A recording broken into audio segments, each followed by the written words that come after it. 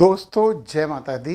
अगस्त 2026 वृषभ राशि, कृतिका, रोहिणी और मृगशिरा नक्षत्र कैसा रहेगा ये माह, और इस माह को कैसे बेहतर बनाएं, नक्षत्रोंगत उपाय समझेंगे, ग्रह गोचरी व्यवस्था समझेंगे और पंच तत्व के आधार पर तो इस माह आपका पृथ्वी तत्व प्रबल रहने वाला है। बधाई स्वीकार करिए। पृथ्वी तत्व जब प्रबल रहता है तो स्थिरता प्राप्त होती है और हम वो संपत्ति बना पाते हैं जो स्थिर है, यानी हमारे काम स्थिरता की तरफ चलेंगे। परंतु कमजोर है वायु तत्व। वायु तत्व कमजोर है तो कम्युनिकेशन स्किल, इस पे काम करना पड़ेगा।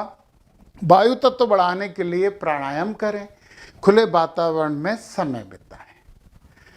शनि और गुरु दोनों की अनुकूलता में आपके कैरियर में स्थिरता आएगी।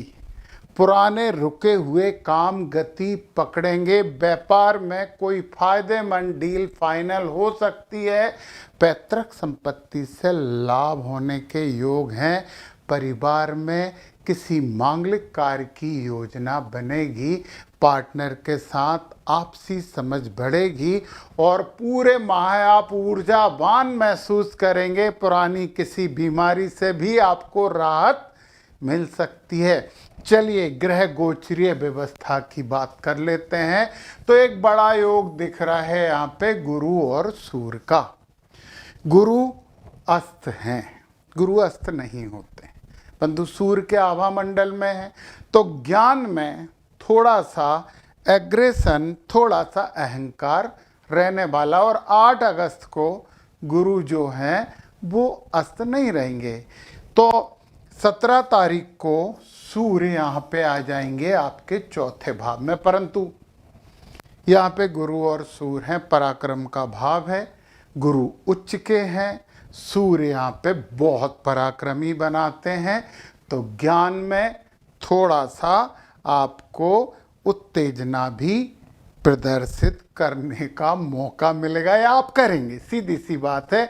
तो गुरु और सूर्य जब गुरु अस्त रहते हैं जो केवल 8 अगस्त तक है, तो उनकी दृष्टियां हैं ना वो थोड़ी सी कम प्रभाव डालती हैं, थोड़ा सा। परंतु 8 तारीख के बाद तो गुरु की दृष्टि से आपको फायदा ही फायदा मिलने वाला है। सूर्य महाराज जब यहाँ बैठे हैं तो 7वें घर की दृष्टि से आपके भाग्य में वृद्धि कर रहे हैं, आपको कर्मठ बना रहे हैं। और फिर जब गुरु महाराज यहाँ हैं तो गुरु की 7वीं दृष्टि भी आपका भाग्योदय कर रही है। दोनों खुशखबरी वाली बात है। और जब 17 तारीख को सूर्य यहाँ आ जाएंगे तो आपके कर्म में निखार आएगा। राहु का जो दुष्प्रभाव कर्म भाव में चल रहा था उसमें कमी आई है। अब राहु का दुष्प्रभाव क्या है? और चाहिए, बढ़ी हुई चीज चाहिए, कंफ्यूजन। सूर्य जब वहाँ दृष्टि डालेंगे तो राहु के इस प्रभाव में निश्चित ही कमी करेंगे। गुरु महाराज की 1 2 3 4 5 5वीं दृष्टि आपके 7वें भाव पे आपके जीवन साथी को ज्ञानी बनाएंगे। और जब ज्ञानी होते हैं तो फिर तर्क और वितर्क तो होते ही होते हैं, ये बात आप मान लीजिए। फिर नवी दृष्टि यहाँ पे विदेश भाव पे डाल रहे हैं, नहीं सॉरी विदेश भाव पे नहीं, नवी दृष्टि डाल रहे हैं शनि महाराज पे। और शनि महाराज गुरु की राशि में बैठे, शनि को सुख कर दिया। और एक बहुत अच्छी बात बताऊं, शनि महाराज यहाँ 11वें घर में बहुत शुभ होते हैं, बहुत लाभकारी होते हैं। हाँ, ये उपछाया भाव है और यहाँ पे क्रूर ग्रह बहुत अच्छे होते हैं। तो शनि के प्रभाव को कम कर दिया। अब शनि की ही बात कर लेते हैं। शनि महाराज बकरी हैं। जब कोई ग्रह बकरी होता है तो अपने से पिछले घर का भी प्रभाव देने लगता है। जब शनि बकरी होंगे तो शनि महाराज 10वें घर का भी प्रभाव देने वाले हैं। परंतु शनि जहाँ रहते हैं वहाँ का ज़्यादा नहीं बिगाड़ते। शनि की दृष्टि थोड़ी सी समस्या है, समस्या नहीं है, अलर्ट है, सावधानी है जो आपको बरतना चाहिए। तो शनि जब यहाँ हैं, बकरी हैं, तो अपन यहाँ पे ही मानेंगे। तो 1 2 3 वो कह रहे हैं कि अपने व्यक्तित्व में निखार लाइए, ईमानदारी से योगा एक्सरसाइज ये सब करके किसी का दिल मत दुखाइए। शनि महाराज आपके साथ हैं। फिर यहाँ से 7वीं दृष्टि पंचम भाव में, शिक्षा में लापरवाही मत कीजिए, बच्चों पर ध्यान दीजिए यदि आपके बच्चे हैं। और स्कूल या कॉलेज में आप हो या आनंद आपको चाहिए तो उसमें कोई भी काम असामान्य नहीं होना चाहिए, सब पे ध्यान दीजिए, नैतिकता सब में रहनी चाहिए। और फिर 7 के बाद 8, 9, 10, 10 भी दृष्टि अष्टम में डाल रहे हैं। गूढ़ विद्या समझ लीजिए, ज्योतिष वगैरह के बारे में थोड़ी सी जानकारी ले लीजिए, और यदि कुछ थोड़ी सी भी बीमारी सी लगे तो जांच करवा लीजिए, शनि महाराज ठीक हो जाएंगे और वो प्रभाव देंगे। परंतु जब ये बकरी हैं तो 10वें घर का भी प्रभाव दे रहे हैं, तो कह रहे हैं खर्च में सावधानी बरतिए, कह रहे हैं माता का सम्मान करिए, और ये कह रहे हैं पत्नी से भी अच्छे संबंध रखिए। जब तक शनि बकरी हैं तब तक की ये बात है। चलिए, शनि महाराज के वक्रत्व की तो हमने बात कर ही ली है, और अब हम बात कर लेते हैं यहाँ पे बुध और मंगल की। अच्छा, बुध और मंगल शत्रु होते हैं क्योंकि मंगल है कर्मठता, बुध है बुद्धि। बुद्धि चलाओगे कि मेहनत करोगे, मंगल कहता चलो सीधे काम में जुट जाओ, बुध कहता काम करवाओ। इसलिए हम इन्हें शत्रु मानते हैं। बुध और मंगल यहाँ आपके धन भाव में है, परिवार के भाव में है, वाणी के भाव में है।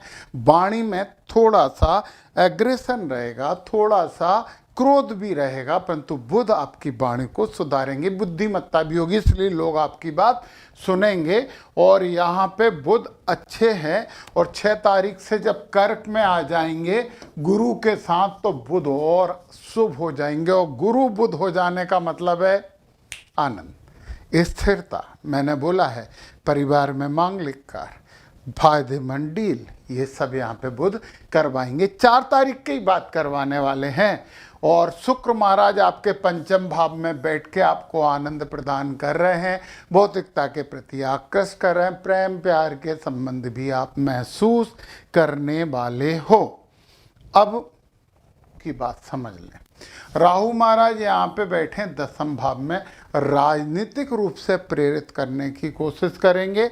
और केतु महाराज यहाँ 4th भाव में बैठ के, बहुत दिन से कर रहे हैं ये, 4th भाव में बैठ के पारिवारिक सुख से थोड़ा सा दूरी करवाने की कोशिश करेंगे। तो माता से दूरी मत रखिए, परिवार से मिलिए जुड़िए। यदि आप बाहर भी रह रहे हैं तो परिवारजनों से बात करते रहिए। परंतु एक बात, कोई ग्रह कहीं भी बैठा हो, यदि वो हमारे लिए शुभ नक्षत्र में बैठा है तो गलत जगह पे भी अच्छे फल वो देने वाला है। अब वो इम्पोर्टेंट बात जो आपको समझनी चाहिए, सबसे पहले मैं कृत्तिका नक्षत्र वालों से बात कर रहा हूँ, केवल कृत्तिका नक्षत्र वाले बहुत ध्यान से बात सुने। सूर्य अश्लेषा में हैं, सूर्य अश्लेषा नक्षत्र में, पूरे ग्रह पूरे माह में कौन कौन से नक्षत्रों में गोचर करेंगे ये मैंने बताया है। सूर्य अश्लेषा नक्षत्र में है, तो अश्लेषा नक्षत्र आपके लिए वध नक्षत्र है, और ये 17 तारीख तक सूर्य थोड़ी सी समस्या उत्पन्न कर सकते हैं। तो ओम नागाय नमः या ओम नागराजाय नमः का आपको जाप करना चाहिए 17 तारीख तक, कम से कम 2 माला रोज। शंकर भगवान की सपरिवार शिव परिवार की पूजन आपको करनी चाहिए।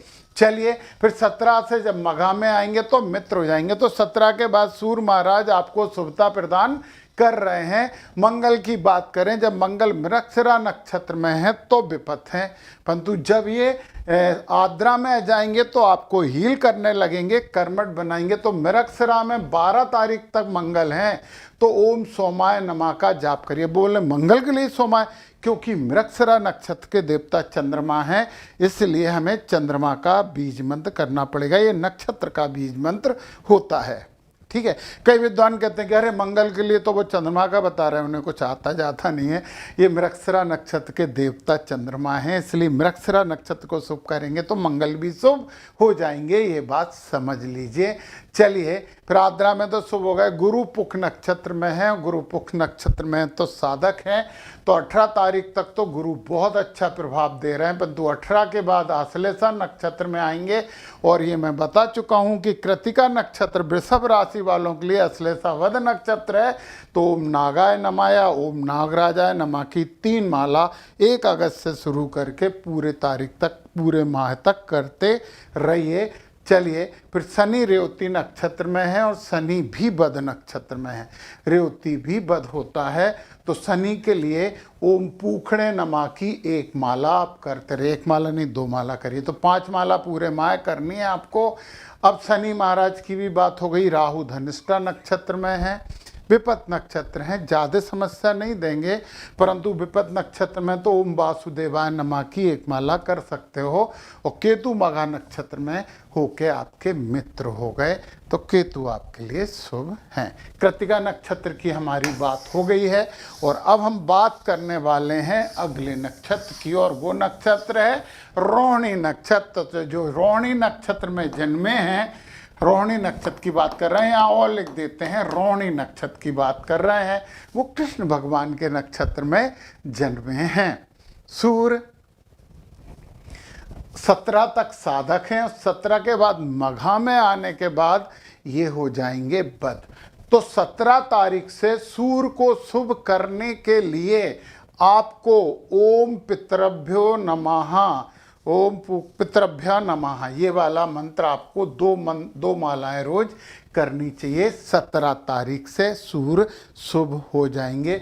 और वैसे भी सूर्य आपके चौथे भाव में आ रहे हैं, यहाँ पे सूर्य को बहुत अच्छा नहीं मानते, परंतु कर्म जागृत करते हैं, ये बात महत्वपूर्ण है।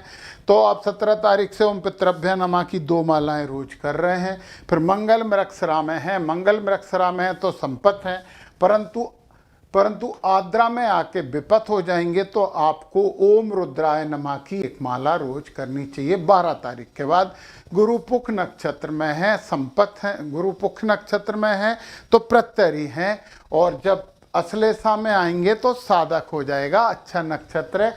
तो पुख नक्षत्र के लिए भी एक माला ओम बृहस्पति नमः की कर लेनी चाहिए।